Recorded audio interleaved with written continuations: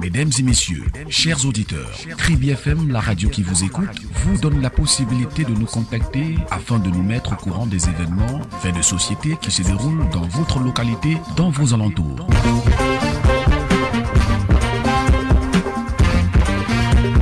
Informez-nous pour qu'on puisse mieux vous informer.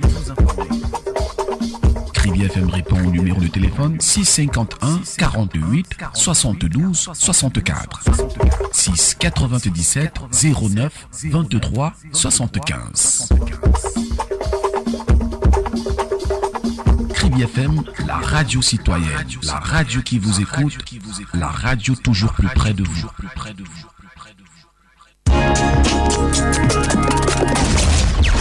95.5 Info Midi.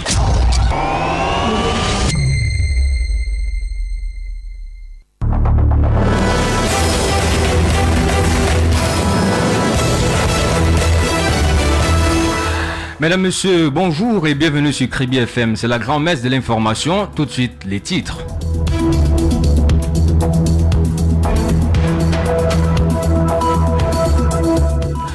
Port autonome de Kribi, l'activité commerciale bat son plein. La cérémonie de lancement des activités opérationnelles s'est déroulée vendredi dernier en présence du préfet de l'Océan Antoine Bissaga. À suivre dans ce journal le compte rendu de notre reporter sur le terrain.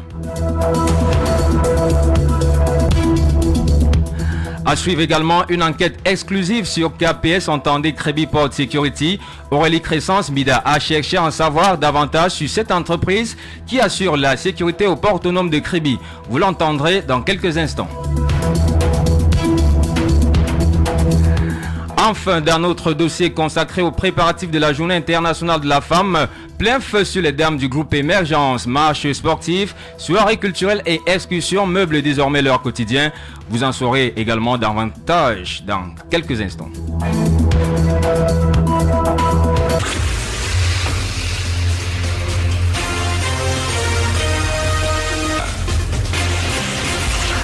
Bienvenue sur Kribi FM, une fois de plus, c'est le grand format de l'information. Le préfet de l'Océan Antoine Bissaga a présidé vendredi 2 mars à Mboro la cérémonie de lancement officiel des activités opérationnelles et commerciales du port autonome de Kribi, l'une des plus grandes réalisations du chef de l'État, son Excellence Paul Biya. David Zo, vous y étiez pour Kribi FM, vous nous faites un compte rendu de cette cérémonie. La place des cérémonies de Mboro au port autonome de Kribi était bondée de personnalités et autorités administratives vendredi 2 mars 2018 dernier à l'occasion de la mise en exploitation commerciale du port autonome de Kribi. Prenant la parole en premier au cours de cette cérémonie, le directeur régional Golfe Guinée de Bolloré Transport et Logistique, M. Mohamed Diop, a saisi l'opportunité pour réitérer l'objectif du groupe Bolloré de faire de Kribi un pôle portuaire incontournable dans la sous-région. Monsieur le directeur du port autonome de Kribi, mesdames, messieurs, Kribi Container Terminal ambitionne à terme de devenir un hub de transbordement performant. Pour porter cette ambition, Kribi Container Terminal génère actuellement près de 300 emplois directs locaux. Le personnel recruté localement a été formé ces derniers mois. Les portiquaires, par exemple, ont suivi une formation au Havre et au Congo pour parfaire leurs connaissances techniques. Nous allons, pour réussir le passionnant partenariat, nous appuyer sur un actionnariat solide et complémentaire. Bolloré Transport Logistique qui opère en Afrique et au Cameroun depuis plus de 50 ans, CMA CGM qui transporte plus de 35% des conteneurs de la côte africaine et opère plus de 30 terminaux dans le monde.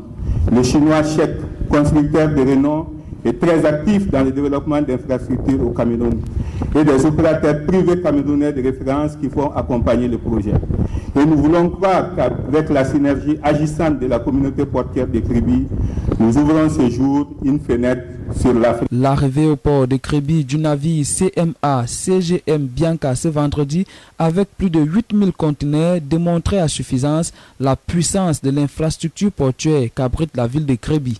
Modeste Accord, directeur des opérations commerciales au port autonome de Kribi. Chaque port a ses spécificités. Le port de Kribi a des profondeurs, de grande profondeur. D'ailleurs, c'est pour cela que le Cameroun a décidé de construire ce port pour lever toutes les hypothèques qui pesaient sur la desserte maritime de notre pays.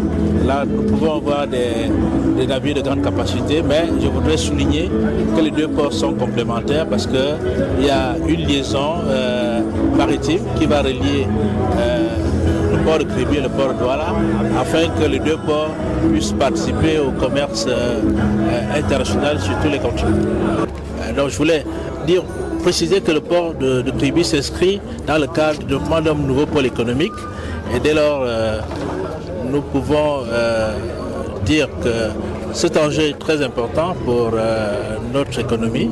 C'est donc désormais officiel, l'activité commerciale a bel et bien démarré ce vendredi au port autonome de Kribi et ce sera ainsi tous les jours, 24 heures sur 24. Assurance faite par le directeur général du port autonome de Kribi, Patrice Barthélémy Melom.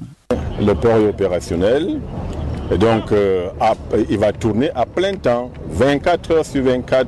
Les navires vont accoster, ils seront manutentionnés. Dans la ville, vous aurez passé plus de camions, pour parler simplement, pour évacuer la marchandise. C'est comme un port, on a quand même déjà un port au Cameroun, c'est de Douala. Et vous voyez comment ça fonctionne là-bas, c'est 24 heures sur 24, c'est beaucoup de mouvements, beaucoup d'acteurs qui sont impliqués, beaucoup de vie autour du site du port. Ça va être le cas désormais à Kribi. La joie et la satisfaction pouvaient également se lire sur le visage du préfet du département de l'Océan qui a présidé cette cérémonie de lancement des activités commerciales au port autonome de Kribi. Antoine Bissaga, qui a été présent dès la construction de cette infrastructure portuaire jusqu'au lancement des activités commerciales qu'il a présidé lui-même. J'ai eu le privilège de voir pratiquement toutes les étapes de construction de ce port jusqu'à ce jour très historique.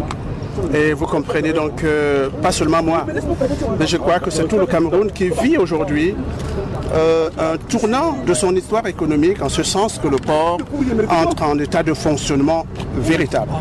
Tout ce que nous demandons, c'est que tout naturellement, ce port soit le meilleur, que ceux qui ont la charge de ce port en fassent le plus grand en Afrique subsaharienne, et tout au moins au niveau du golfe de Guinée. De par son positionnement sur le golfe de Guinée, le port autonome de Kribi est ainsi la porte d'entrée d'un marché exceptionnel ouvrant sur un bassin de plusieurs millions de consommateurs répartis dans la sous-région. C'était donc là un reportage signé David Zo, envoyé spécial de Kribi FM. De ce côté, le premier porte-conteneur a donc accosté au port de Kribi vendredi dernier. Baptisé CMA CGM Bianca, ce navire est l'un des plus gros jamais accostés en terre camerounaise. Écoutons à ce propos Charles-René Contelizo, c'est le commandant du port autonome de Kribi. Il est au micro de David Zo. Ce matin s'appelle CMA CGM Bianca. C'est un navire d'une longueur de 335 mètres de long sur 43 mètres de large. Il est arrivé avec un tirant d'eau de 11 mètres 20. Il a une capacité totale de 8530 conteneurs, équivalent à 20 pieds. Voilà ce qu'on peut dire par rapport aux caractéristiques du navire.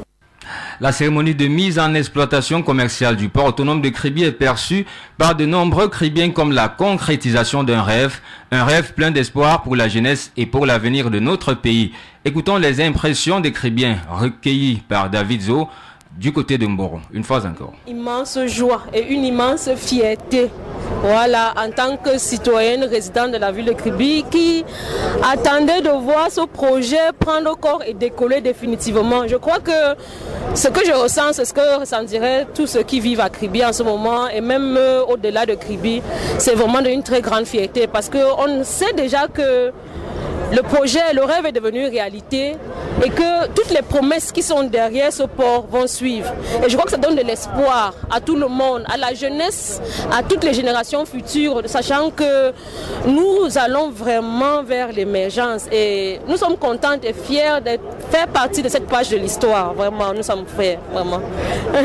Moi d'assister déjà d'entrer dans un port, c'est la première fois. Et je suis bien évidemment émerveillé. C'est le temps puisque c'est également la première fois pour moi de voir un gigantesque bateau. Le nom c'est Bianca. C'est un honneur, je me sens privilégié de vivre ce moment inédit au Cameroun. Voilà, merci. J'ai vu la première pierre, j'ai participé à tous les événements sociaux qui étaient au niveau du port avec les greffes. J'y étais tout le temps. Aujourd'hui, pour moi, c'est une très grande fierté de voir enfin la finalité de ce projet que nous avons accompagné depuis le départ. Bon vent à notre port. Le 2 mars 2018 est définitivement une date historique pour le port en eau profonde de Kribi. Cette journée de vendredi a marqué la mise en exploitation effective de l'activité commerciale du port. Seulement pour ce début de grand flux et même depuis plusieurs mois, Kribi Port Security, KPS, assure la sécurité sur tous les plans dans cette infrastructure d'envergure. Dans sa grande enquête, Aurélie Crescence Mida est allée fouiner dans ce socle de l'activité portuaire. Elle nous livre l'essentiel. Ça y est, le port en eau profonde de Kribi, notre port, celui de tous les Camerounais, est enfin opérationnel. Du moins pour ce qui est de l'activité commerciale. Et c'est clair que le 2 mars est une date historique, désormais inscrite dans les annales de l'histoire du Cameroun, mais reste surtout à jamais gravée dans les cœurs de tous les Kribiens. Sauf que dans le fonctionnement d'un port, qui plus est de cette envergure, il faut aussi les mesures sécuritaires à la dimension de l'infrastructure. Pour le cas du port en eau profonde de Mboro à Kribi, il y a la Kribi Port Security, KPS, un corps peu connu, classé par les experts en matière de douane comme un corps d'élite, avec un personnel professionnel, parce qu'ayant suivi une formation digne et appropriée à la mission qui est la leur. Monsieur Comte-Eliso Charles René est le commandant du port en eau profonde de Kribi. C'est une abréviation qui veut dire Kribi Port Security, c'est-à-dire la sécurité du port de Kribi. Alors, c'est une entité qui a été mise en place par la volonté du gouvernement, du chef de l'État notamment, pour sécuriser le port de Kribi en termes de sûreté.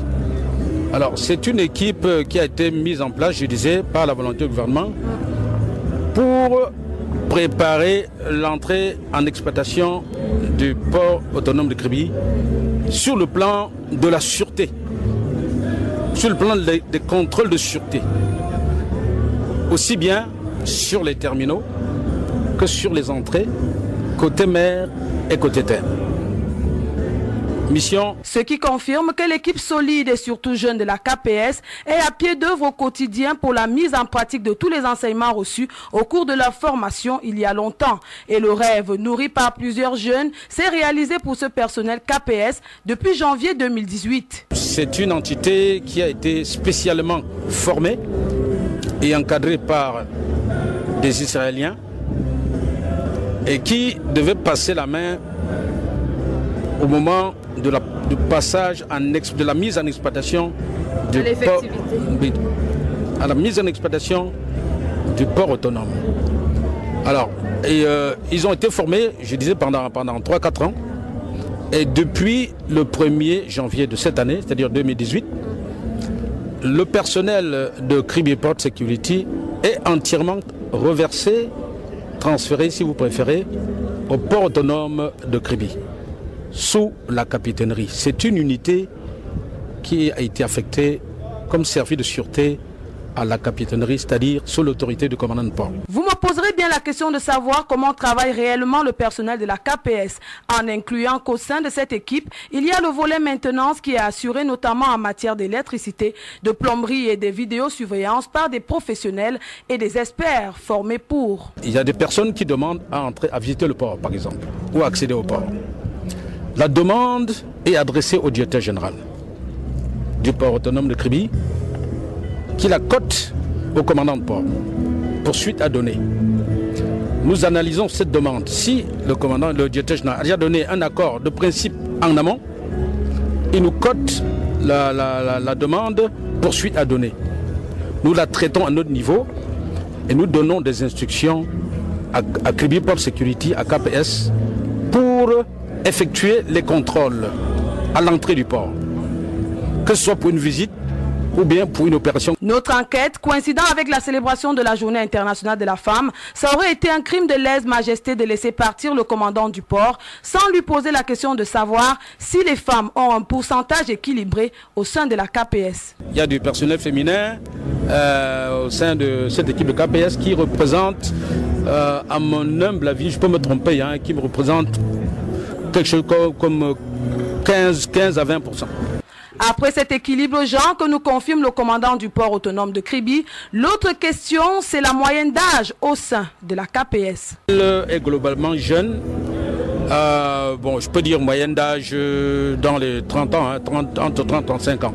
Le début de l'histoire qui s'est inscrite ce vendredi 2 février à Mboro, le village qui abrite le port, a débuté il y a plusieurs mois avec la signature du contrat de concession pour l'exploitation et le développement du terminal à conteneurs. Et là, débute aussi une activité plus intense. Dans ce cas, dites-nous, monsieur le commandant du port autonome de Kribi, des formations et des recyclages sont certainement en vue. Mais y a-t-il quelque chose de plus à recommander pour vos éléments à la KPS ou alors à faire pour renforcer et développer ce qu'ils savent déjà? Lorsque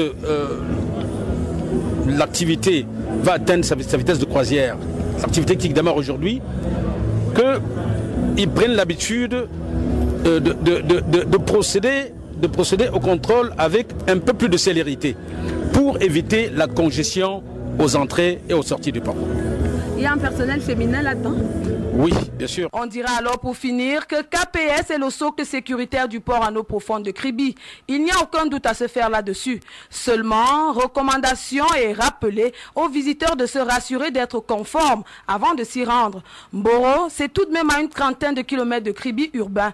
Pour s'y rendre et ne pas pouvoir y accéder, comme le rêve du personnel de KPS a été réalisé, de faire partie de cette belle histoire, il faut bien que le vôtre en tant que visiteur ou touriste passe du rêve à la réalité en toute quiétude. Un zoom sur KPS Kribi Port Security réalisé par Aurélie Crescence Bida.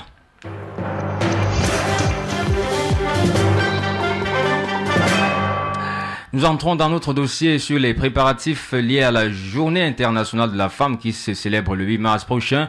L'esplanade du complexe Siga plus de Bissiens était pleine de femmes de ce village et de leurs invités venus d'ailleurs hier dimanche pour communier dans le cadre d'une soirée culturelle organisée par les femmes de Bissiens en prélude à la célébration de la Journée internationale de la femme. Meublée d'une causerie éducative sur le thème femmes et culture africaine, cette soirée a vu la présence du directeur du centre de la promotion de la femme et de la famille de Fifinda, Madame Benga Loris, qui officie aussi comme déléguée d'arrondissement de la promotion de la femme et de la famille de la Lokunje, nous dit ici ce qu'elle pense de cette initiative. Je vais d'abord dire c'est quoi, vous savez que l'arrondissement est très grand et pour réunir toutes les femmes dans un seul lieu, c'est difficile. Donc qu'est-ce qu'on fait? On va village par village pour que toutes les femmes sentent cette activité dans leur village. Vous voyez, parce qu'on part de l'arrondissement en passant par le département pour revenir dans notre arrondissement. Donc c'est pourquoi vous voyez ce soir, nous sommes là pour venir travailler avec les femmes de Bissiens, pour causer, pour faire une causerie éducative comme vous avez assisté tout à l'heure, pour partager également le message, le thème de cette journée. Et vous voyez, ça a pris de l'ampleur et tout le monde est en train de poser des problèmes, des questions et tout. Ça qui prouve également qu'elles ont des problèmes, même si elles sont même comme l'arrondissement est disparate, si je peux le dire, oui. Elles ont des problèmes, elles rencontrent également tous les problèmes que toutes les autres femmes rencontrent et c'est pourquoi nous sommes là ce soir.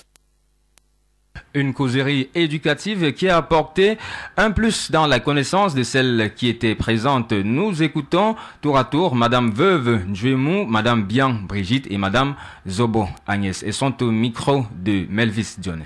Ce que je retiens, parce que où je suis là, je ne savais pas ce que c'est que la culture. Parce que quand on dit que culture, je ne savais pas comment m'exprimer. Mais aujourd'hui, je sais ce que c'est que la culture. Hein? Donc je sais aussi le rôle et puis ce qu'il faut faire pour que les hommes ne nous dérangent plus quand nous, on veut fêter notre fête du 8 mars. Pour moi, j'ai retenu que la culture, nous avons parlé du thème de la culture de la femme africaine. Et ce que j'ai retenu, c'est que la femme, on doit laisser, les hommes doivent laisser les femmes s'exprimer en matière de travail les hommes doivent laisser les femmes prouver leur capacité en matière de travail. Et que ce jour-là, que les hommes permettent aux femmes de pouvoir s'épanouir, disons, oui, que les femmes ne doivent pas être marginalisées, c'est ça en vrai. Déjà, la femme de Bissian, à l'arrivée, elle est très accueillante déjà. Et elle est très dynamique.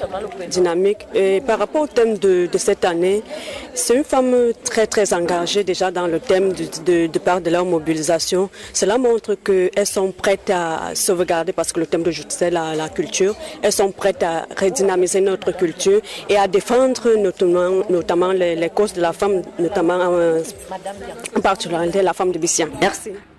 Sur ces questions et pour plus d'éclairage, Madame le délégué d'arrondissement du MIMPROF de Bissian a bien voulu se confier à notre reporter Melvis Dionnet. Ce qu'on peut retenir avec les dames de Bissian, c'est quoi déjà elles ont cette particularité de montrer qu'elles maîtrisent leur culture.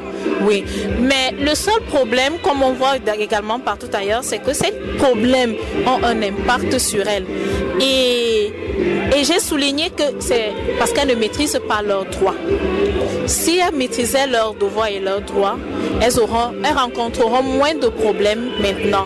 Et si elles font également confiance au service du MINPROF, elles gagneraient plus, ce que je peux dire. C'était également l'occasion pour les femmes de Bissian venues nombreuses à cette occasion de poser leurs problèmes. Madame Minko Régine est présidente des femmes du village de Bissian. Elle est au micro de la rédaction. C'est la première fois qu'on fait ça, qu'on s'organise ici. On n'a jamais fait le 8 mars ici. Mais quand la déléguée est venue, elle nous a fait asseoir qu'on doit faire le 8 mars. On a fait beaucoup de débats. Qu'est-ce que vous avez fait par exemple? Les débats. Les débats qu'on avait fait, c'était par rapport à comment nous vivons et comment nous restons ici à Bissian. Et quels sont les... Et pour arriver à ce niveau et avoir une bonne organisation et une bonne célébration, il y a eu plusieurs étapes que nous explique ici la présidente des femmes du village de Bissian, une fois encore. Parce qu'on ne vit même pas tout à fait bien. On a beaucoup de difficultés ici. On essaie de travailler, les champs, ça ne donne pas. Les animaux finissent de manger, tout ça. Qu'est-ce que vous souhaitez? On souhaite si on peut essayer de nous aider. Nous essayer d'aider surtout pour les champs. Si on peut essayer de nous faire l'agriculture, qu'on peut faire l'agriculture qui peut nous aider ici à Bissian. Et à la suite, pour finir, écoutons cette femme active de Bissian qui a pris part à cette soirée. De Bissian, en premier lieu, c'est d'abord mobiliser, donc d'abord faire des petites réunions préparatoires. Pour arriver à ce niveau. Donc cela veut dire que tous les soirs, on venait s'entraîner là. Oui, avec ou sans courant. On a fait une semaine, pas de lumière, même avec téléphone. Même avec lampe tempête, on s'entraînait pour qu'on en arrive à ce niveau-ci. Bon, aujourd'hui, la phase d'aujourd'hui est finie. Donc maintenant, là, on entame la deuxième étape qui va pour le 8 mars à Fifina, donc au défilé. Donc toutes les femmes se sont préparées à donner 2500 francs pour la participation, pour manger et boire. Et avec son paquet de pâtes manioc ou son igname ou son plantain, oui, pour que la fête soit belle. Parce que ce 8 mars-là, il y a une partie de femmes qui ira à Fifina défiler. L'autre va rester préparée pour qu'au retour, la fête soit grandiose. Sacrée femme de Bissian, et comme vous pouvez le constater avec nous d'ailleurs, la fête sera belle à Bissian. Restons dans le 8 mars et entrons dans le couple. Le 8 mars dans le couple est une menace pour ce dernier. L'homme n'arrive plus à contrôler sa relation. La femme à son tour veut qu'on lui accorde son moment de gloire à travers sa liberté.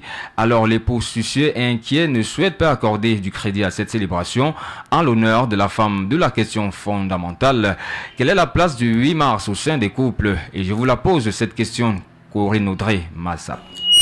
Le 8 mars dans le couple crée toujours la polémique. Certaines femmes veulent prendre le bâton du commandement, tandis que leur époux s'oppose farouchement à cette idée de domination. Une guéguerre qui n'a normalement pas sa raison d'être dans le couple, qui s'est fixé les bases solides. Ces femmes ont essayé de coller un commentaire à la question qui leur a été posée. Écoutons. Bon, dans un couple, le 8 mars a sa place, mais ça ne veut pas dire que ça doit devenir comme si c'était une priorité que les gens doivent prendre que le 8 mars est là, vous devez faire les poèmes par-ci, par-là, non. Le 8 mars, c'est une opportunité que Chantal a donné aux femmes de sortir, de se défouler un peu, surtout pour ceux qui restent à la maison, qui ne travaillent pas, ils sont toujours à la maison parce qu'il y a certains hommes qui n'aiment pas quand les femmes sortent. Celle-là, elle sort seulement pour aller faire le marché. Alors le jour du 8 mars, elle a le temps. C'est le jour-là où son mari peut lui donner l'opportunité aussi de sortir, aller boire, aller s'amuser avec ses copines. Mais ce n'est pas dit que si ton mari refuse qu'on ne sort pas, tu vas bagarrer ou tu vas porter tes effets pour partir à cause du 8 mars. Par ailleurs, ces messieurs sont contre l'existence du 8 mars. Écoutons plutôt leurs multiples raisons. Ce n'est pas une obligation pour le mari dans un foyer, dans un couple quoi. Donc, la femme devait comprendre que le 8 mars, c'est un jour comme tous les autres. Mais pas forcément dire que l'homme doit faire ce qu'elle demande. Dans un couple, le 8 mars, bon, aujourd'hui, les femmes confond le 8 mars. Normalement, la femme devait... Le 8 mars a sa place dans un couple. Mais pour moi, la femme ne devait pas prendre le 8 mars comme un jour obligé pour l'homme, pour le mari, dans un foyer.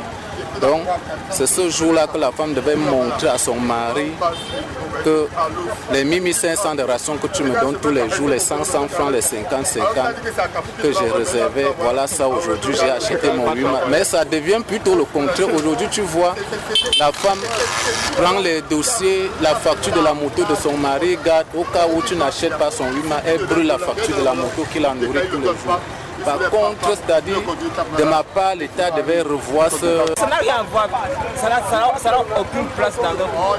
Si ce n'est que moi, moi c'est Toti, hein, je dirais non au 8 mars parce que ça gâte les couples, vous comprenez? Le 8 mars, la femme quitte, elle ne pense pas qu'elle doit rentrer à la maison s'occuper des enfants. Elle oublie tout.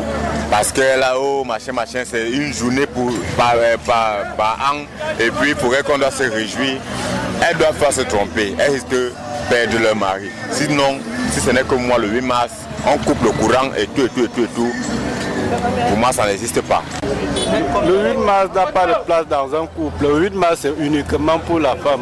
Dans un couple, ça n'a pas... Est-ce que le 8 mars existait avant? Le 8 mars n'existait pas avant. Le 8 mars, c'est une fête que la femme a organisée hier. Et les couples existaient bien avant. Donc, du moins, ils ne voient pas la place du 8 mars vraiment dans un couple. Ça n'a pas de place. 8 mars n'a pas de place dans un couple. La place du 8 mars, la femme doit se débattre avec son mari pour s'asseoir sur le même sable et dialoguer pour voir les problèmes des années. Ce qu'ils ont fait. Mais actuellement, les femmes camerounaises, le 8 mars, sont devenues une borderie terrible. Donc ça ne vaut plus encore la peine. Donc on arrête tout ça. Tu comprends ce que moi te dis? Voilà. Le 8 mars n'a pas de place chez moi. Le 8 mars pour moi c'est un désordre dans mon couple. Parce que le 8 mars, j'ai trop de problèmes avec mon couple.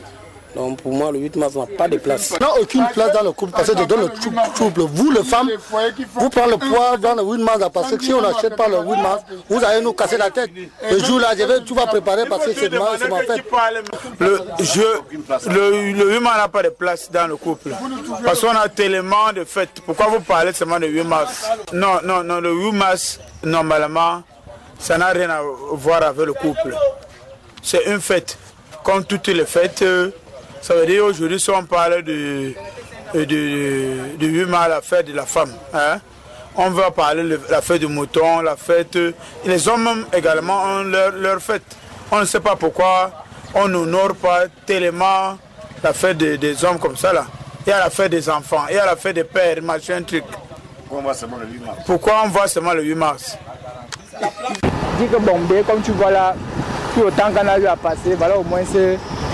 Un jour, toi et moi, on ne peut pas être comme ça, mais voilà, au moins c'est le 8 mars pour te faire plaisir. Elle va voir que même son gars ne l'achète rien, qu'elle n'achète même pas la chaussure, mais après avoir offert le 8 mars, elle-même serait fière que son gars, non, pas quelqu'un ici là. C'est comme ça, donc il y a la place du 8 mars dans la vie d'un couple.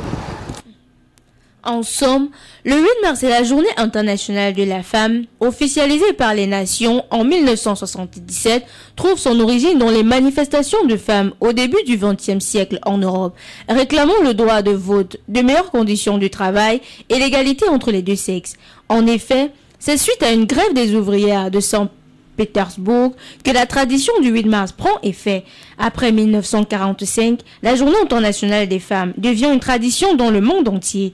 Une raison valable pour les femmes désormais de s'affirmer en tant que telles, avec sagesse, prudence, rationalité et intégrité au sein de la famille et de la société.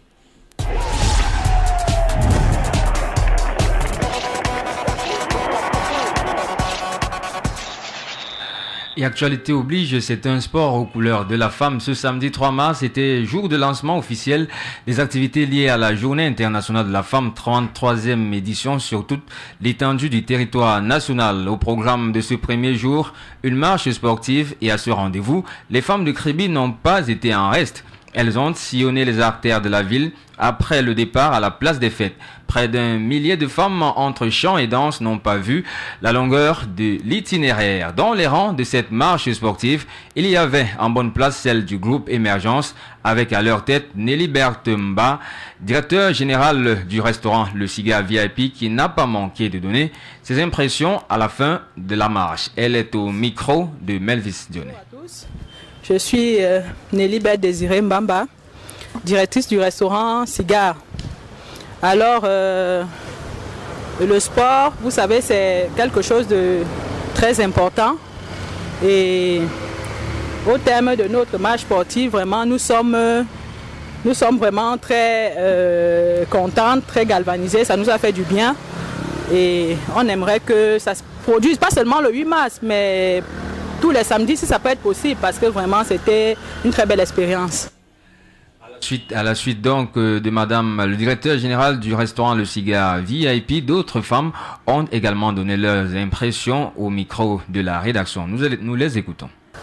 Bonjour d'abord, et vraiment c'était bien, physiquement ça va, ça nous permet de nous défouler un peu et de faire un peu de sport. Et le groupe Émergence, vraiment, on a représenté les femmes de l'Émergence. Merci.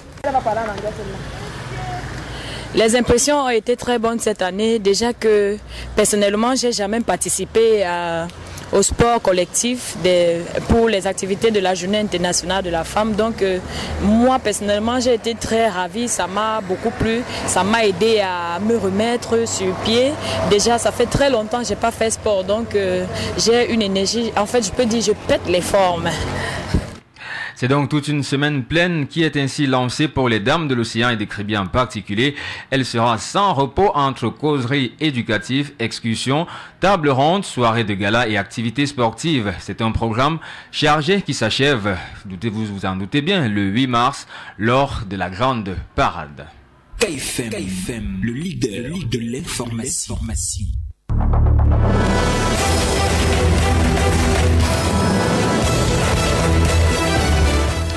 À 12h passées de 34 minutes, c'est la fin de ce journal. Mais voici le rappel des titres qui l'ont constitué. Port autonome de Kribi, l'activité commerciale bat désormais son plein. La cérémonie de lancement des activités opérationnelles s'est déroulée vendredi dernier en présence du préfet de l'océan Antoine Bissaga. Dans ce journal, vous avez suivi le compte rendu de notre reporter sur le terrain, David Zou. Vous avez également suivi dans ce journal une enquête exclusive sur KPS, entendez Kribi Port Security. Aurélie Crescence Bida a cherché à en savoir davantage sur cette entreprise qui au quotidien assure la sécurité et la sûreté au port autonome de Kribi. Vous l'avez écouté.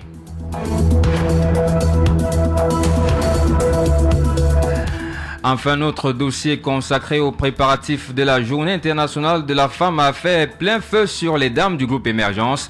Marches sportives, soirées culturelles et excursions meublent désormais leur quotidien. Nous nous en sommes rendus compte autour de cette édition de l'information. Une édition de l'information mise en onde par Ludovic Ewandje, coordination d'antenne Aurélie Crescence Mbida, supervision générale l'honorable sénateur Grégoire Mbamba et puis présentation Landry Tiaga. Mesdames, messieurs, de votre attention, merci. Surtout restez fidèles à nos programmes qui se poursuivent.